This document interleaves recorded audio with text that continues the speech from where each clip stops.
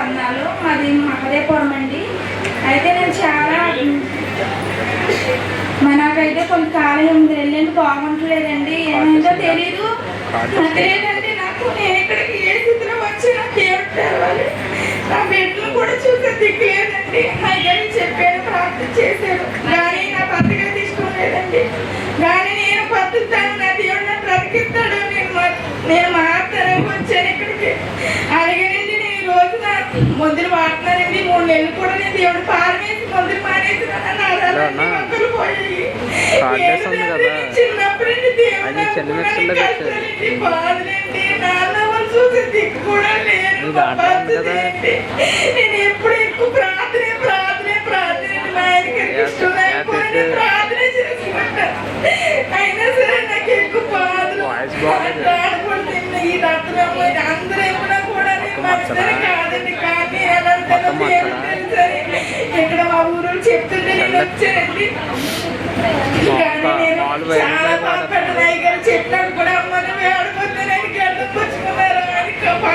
బాధలు పెట్టి నేను నా బాధ ఎవరికి చెప్పుకోలేదు. చెప్పుకుంటూ లోపైపోతుంది అనుకున్నా రకాలకు అంటారని నేను ఎంతో దుఃఖంతో ఏల్చి ఇక్కడికి వచ్చాను. లాస్ట్కి తిప్పి మానసిక హాస్పిటల్ కూడా నేను తీసుకెళ్ళిపోయానండి. నాకు తెలియదు, నాకు మతి లేదు, నేను చచ్చిపోతాను, ఇంకా బ్రతకను, నా పెళ్ళి ఏమైపోతాను ఈ ఆడపిల్లలు అని నాలో నేను ఏల్చుకుంటాను. నాకు పిచ్చి పిచ్చిగా ఆగ్రహించిందని నెత్తిమీద కొట్టేసుకుంటాను, కొరికేసుకుంటానండి. నేను ఎందుకలా అయిపోయాను నాకు తెలియదండి. కానీ నా దేవుడు తప్పించాడు అంత పాయాలండి. నా సప్పట్లో కూడా దేవుని దగ్గరగా మహిమపడతాం. చాలా తక్కువ నా దేవుడు. మీరు నమ్మకంతో రండి, మీరు బ్రతికిదారండి. దగ్గరగా మరొకసారి దేవుని మహిమపడతాం. దేవుడు ఉన్నారండి. కాకపోతే నేను మంచనే పడిపోయి ఇంకా ఎడుతున్నామో. ఇక్కడికి వచ్చి వల్ల నా పిల్లలకు తల్లి ఉన్నాను, పని చేసుకుంటానండి.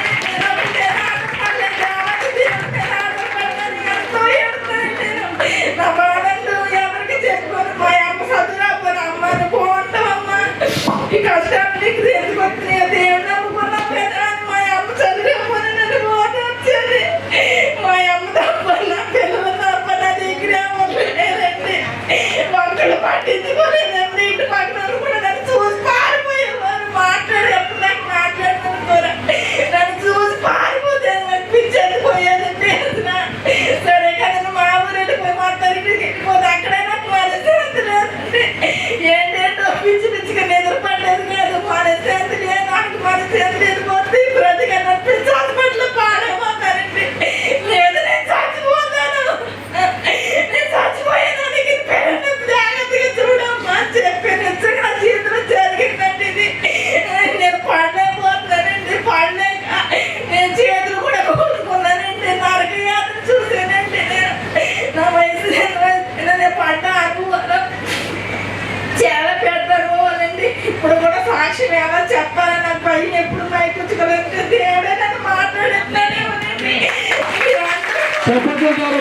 దగ్గరగా దేవుని మహిమపడతాం. ప్రార్థించండి, దేవుడు ఖచ్చితంగా దగ్గరగా దేవుని మహిమపడతాం. నాకంటూ మంచి పెట్టానండి, పెట్టలేదండి. మా మామకు నన్ను బ్రతికించింది. నేను పని చేసుకుంటున్నాను, స్కూల్ పంపించుకున్నాను పిల్లల్ని. నా పొట్ట పిల్లలు వచ్చి దేవుడు కూడా తెచ్చమ్మా, దేవుడు చూస్తాడమ్మా, నువ్వు బాగుంటావమ్మా, ఏడవకమ్మా ఏడవకండి. నేను అలాగే చూసింటానండి. పిచ్చిదాన్ని అయిపోయాను.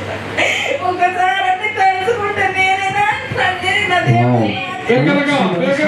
మహిమపడతాం.